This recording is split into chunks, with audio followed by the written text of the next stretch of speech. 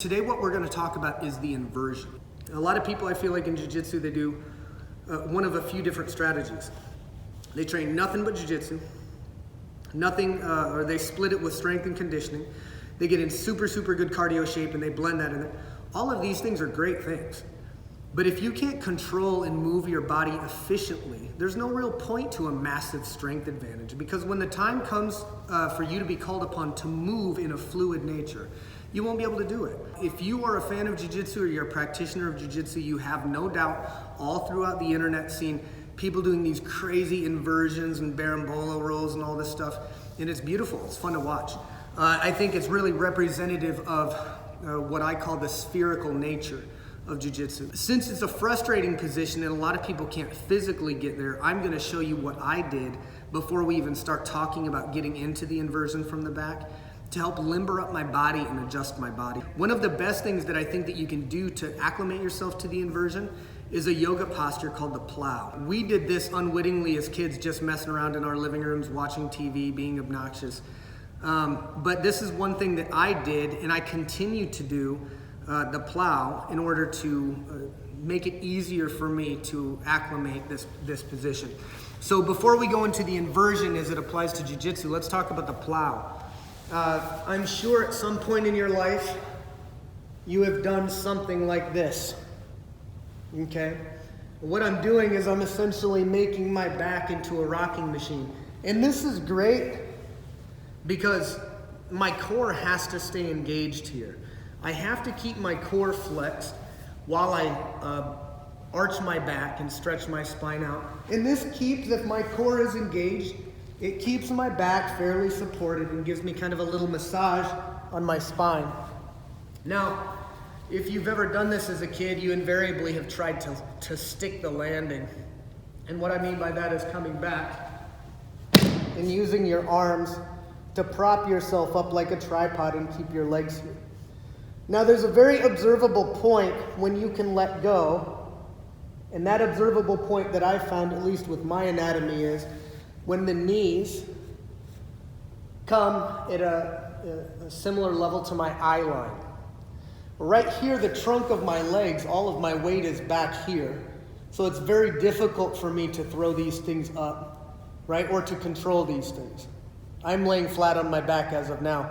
I want to be on my shoulders in an inversion. All the inversion is going from my hip supported structure to a shoulder supported structure, okay? So if I go, my knees pass, let me just pull them up. If my knees here pass past my eyes, now it becomes a lot of core engagement to keep this here. But if my knees pass beyond my eyes, now I can balance with just my legs. The further they go and the more weight from my hips gets closer to on my shoulders, the easier it'll be to balance. What happens is when my hips get right in line, when my hip line gets right in line with my shoulder line, it's very easy to balance, okay? So knee line past my eyes, now I can balance. The further they go, you'll notice my shoulder now right above my hips. Well, this is pretty easy actually. Now I'm kind of walking on my shoulders. This is easy for me because I've trained it. So what can you do? Get comfortable here. Get comfortable grabbing your toes and doing happy baby and stretching yourself out, and slowly but surely get used to being here. Not only do I want to be here, I want to breathe here. It's one thing to be able to throw yourself in this position, but what a lot of people do is they throw themselves into happy baby, right? Or they go into the plow and they're like, they're just suffering here. What I need to do is get to the point where I can get comfortable and literally relax all the way through my body. If I can relax and continue to breathe and have a conversation with you in this instructional, then I can probably mitigate or deal with weight being put down. And a lot of people see this as a really weak position, like I'm all folded up like a ball. But it's hard to get to my guts when I'm all folded up to a ball. And once my hips get so far up, right, in line with my shoulders, people forget I am a spherical shape now, right? So I'm fighting this force back here. Maybe I could just go.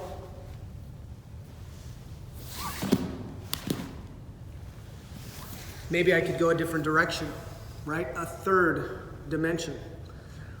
Most times when we're on the ground, we see this very, very obvious clash and battle of limbs and weight and balance. What we don't see is this other direction that we could possibly go. Is it possible that there is a way for me to move my body where I have 360-degree coverage, like a force field? The inversion is going to be one of the biggest components of this type of idea. How can I go from a position where I'm laying down on the ground to a turtle position by doing an inversion? Right? So the inversion is the only, as we've stated, it's the only movement, the hip movement, that applies to the three major postures: turtle position, back position, and seated position. We talked about the seated inversion and how we go into that, how we roll onto our side and we invert onto our shoulders. But this inversion from the guard, from the supine position. I'm centered up. Okay, I'm gonna move my head to one side and I'm gonna throw my hips up. But again, let's not jump too far ahead. If I can't hold myself here, then I want to spend time holding myself here and moving around. And again, more importantly, breathing. Can you bend your spine and bring your knee down to your head and still take a nice deep breath in and just chill? If you can't do that, keep working on those stretches. Keep working on your spine, taking big breaths, relaxing more and more. And guys, when I tell you to stretch, I'm not telling you to stretch for like 2 minutes. I'm telling you to stretch for like 30 to 60 minutes. Let your body acclimate to these new positions because it hasn't done them since we were kids, a lot of us, right? So when I want to actually go into the inversion, how do I do that? Well, there's varying degrees. First, get comfortable with the position. Second, then start working on how to invert on both sides. I'm gonna move my head to the side. I'm not trying to get up onto my head. I'm trying to get onto my shoulders. So if I'm laying on my back or if I'm flat on my back and I need to invert, I need to deal with something here or create a new opportunity, I'm gonna move my head to the side to get it out of the way, right? This opens up more of my head and shoulder and makes it easier for me to come across with my body weight in this direction, right? So if I move my head over to the side here, I know which direction I'm going, where it's open, right? If I move my head to the other side, we know that I'm going in this direction right here. Now I could do this with my legs already up in an inverted position, right? Well, if I go here and I'm up and I move my head to the side, guys, it's not that difficult at all for me to put one or both knees down in this void of space. And now I'm in a turtle position or getting up and improving my head height, okay? So again, I want to invert. I'm gonna come over, my head moves over to the side, I'm coming this way. I'm gonna bring my legs up and I can use my arms to push, but eventually I wanna get to the point where I can easily, with my legs,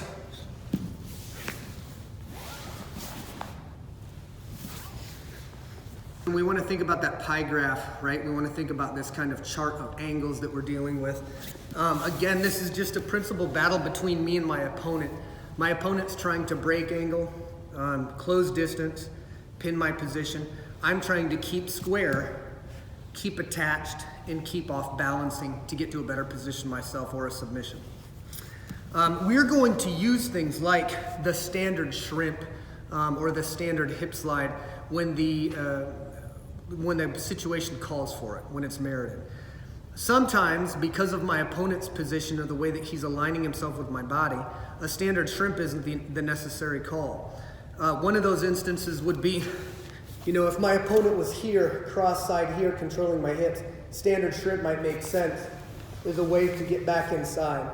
But if my opponent were to go further, were to come up here into like a north-south position, this wouldn't be an appropriate answer for a standard shrimp. If my opponent is now coming down at this angle, facing in this direction, maybe with a knee on my chest or a pin, now an inversion is going to be a much better option for me. I can relate to this personally. I did a grappling tournament called the Sasquatch Open one day. It was awesome. It was an 8-man super tournament. Had me, John Gouda, a guy I know is amazing black belt. There's another guy, Jacob Volkman. Jacob Volkman was a national champion at Minnesota, I believe, and he trained up with Brock Lesnar and his guys. Volkman and I met in the finals, and I was pretty happy with my consistency because I had different submissions through the first 2 rounds. Volkman did the same thing to everybody in this instance and smashed everybody in the entire tournament. Took him down, passed their guard, got to north-south knee on chest position. So he is in the very position that I'm talking about at this point in time. He, in my relative position here, Mr. Volkman has his knee on his chest and he's facing towards my legs and controlling my legs so that I can't get my legs back into the game. Amazing, genius. He did this to other talented grapplers the same day and dominated people that were expected to win. So he would go here. When I would try to get to a point where I was close to getting back into some kind of entanglement, he would transfer, he'd face the other direction, and I'd eventually just got tired. I sat underneath him for probably 30 minutes straight. He pulled an armbar, ref stopped the match. Luckily I was unhurt, but he did catch me and I said, nope, you got it, we're good. But the way that he dominated this chest, the way that he controlled my legs just very easily, never let me get my legs, the big powerhouses back into the game. At this point in time, I had no inversion game. Everything that I did was a power grappling game. So it was tough, it made it tough on people, but it wasn't enough. If I had an inversion, a strong inversion, I might have been able to make things a lot more interesting than I did on that day, but you live and you learn. So the inversion is gonna be used when your opponent, like my opponent, Mr. Volkman, get past this 90-degree point and they're up in a north-south tight position, and I still need to get my knees back in. I still need to get back into a position that I can threat. So it's very nice to be able to be in this position. I have somebody up here, right, creating all kinds of problems, and I'm able to get up on my shoulders, right? My opponent's up here. If I can get just simply here and get a foot attached to them, right? So what kind of solo drill can I do for this? We have a solo drill for the inversion on seated position. Here's our solo drill. I'm gonna move my head to the side. Foot comes up, catches the floor. Pivot, pivot, pivot, square. Up again, I'm gonna reach, grab with the ball of my foot, and then bring my hips underneath, and I am facing exactly the opposite direction. Going back here, foot to the floor, ball of my foot. Now watch my knee carves in. I'm changing the orientation of my hips all the way through, and I end up on the other side. Throwing up again, depending on which leg. If I go with this leg, I'm gonna go that way. If I go with this leg, I'm gonna go the other way. Depends on where the threat's at, right? Go up, I reach with my foot down on the floor. I let my hips circle down so that now I'm facing knees up. And look at where my arms stay the whole time. What a great drill to help us remember where my hands stay. Think about how awkward and how inefficient this would be if I were to go up to do this solo drill and my arms are all out wide. Now they're all getting in the way, dragging. I want to remember, boom, up, grab. How do I deal with a threat 180 degrees behind me? I deal with it. My foot will either find the mat in a solo drill or in a partner drill, my foot would find them. Any part of them. Where do I put my foot? An armpit, a crotch, a knee? Doesn't matter as long as you find the traction necessary and required to get you. This time it's the floor. And the funny thing about the solo drill with this inversion is it's harder to do the solo drill than it is to do the partner drill, because the partner is never so low to the floor. The partner's always on top of you or trying to put his weight upon you, which means there is a point of connection somewhere on his body to get that friction that you need to reorient yourself behind him. My opponent's back here. I reach back and I grab him with my foot under an armpit or even a crotch. He's not gonna be that flat unless he's going for a north-south choke. And if he's going for a north-south choke, he's so far away, I might be able to invert right onto his back. I've done it before. But solo drill, foot elbows in, foot comes back. I'm gonna do the one nearest to the camera so that you can see. Foot comes back, finds the opponent, AKA the floor. Now my hips are still facing this way. I need to take my hips and turn them down so that I'm facing up. So I've got my friction point. I don't wanna slide now.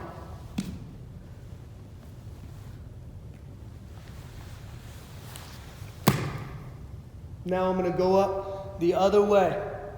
Right? If I went on this leg, I'd just get closer and closer to the camera. I'm gonna go the other direction now. Leg's gonna come up. I find the friction point. Slide back so you guys can see. Find the friction point with the floor. Now friction there. I let my weight drop on that. I turn, turn, turn.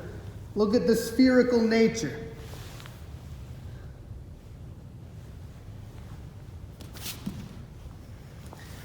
Guys, practice the inversion. It's the biz. Once you get really, really comfortable inverting and going over the shoulders, you can get a little bit more fancy with it. One of my favorite drills for the inversion practice, okay? And I'll show you from a couple different views, but this one I think is gonna be the most telling for what we're actually doing here. So, I'm gonna lay my hands out, and my hands and arms never really leave the ground. I'm always in some way propping and controlling and basing weight out here, okay? So I throw my legs up, legs are gonna come over, and I'm gonna go into a sprawl. So one side of my body, notice my foot, is gonna slide on the ground, all the way down to almost a sprawl, like I've been sprawled upon, basically, right? I'm gonna push with my shoulder into the ground. Once I get down to wherever I feel comfortable with my sprawl, I'm gonna push with my shoulder, engage with my core, and pull my butt and hips up into the air. So I'm gonna go up, inverting. I'm gonna go to the other side. My head, once my hips come up over, I unweight my head to move it to the other side. And now I'm gonna sprawl. Look at my arm stays on the ground. Foot and shoelaces. And guys, go slow here. If you can control through this range of motion, you can probably have a pretty easy way on the ground with people. Into an inversion, move my head to the side. Now I'm coming over here. Shoelaces right in front of my hand.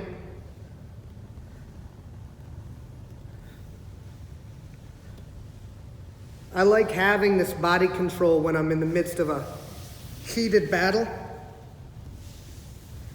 It slows things way down. 2 points. This is a balancing drill at the same time, right? But it's also a way for me to transfer into a nice fluid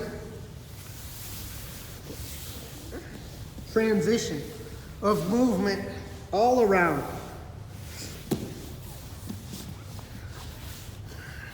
The inversion, it's necessary, it's fun, it's awesome, it's flashy. There's no reason not to train it, but a lot of people don't train it specifically because they don't have the dexterity or the flexibility for it. Develop it. Develop it because it is part of your game. And part of the martial arts lifestyle, in my opinion, is health. Health, a huge part of health and a huge underrated aspect of health that most people don't pay any attention to, especially in Western culture. Flexibility. Work on your flexibility, work on your inversion, and enjoy jiu-jitsu.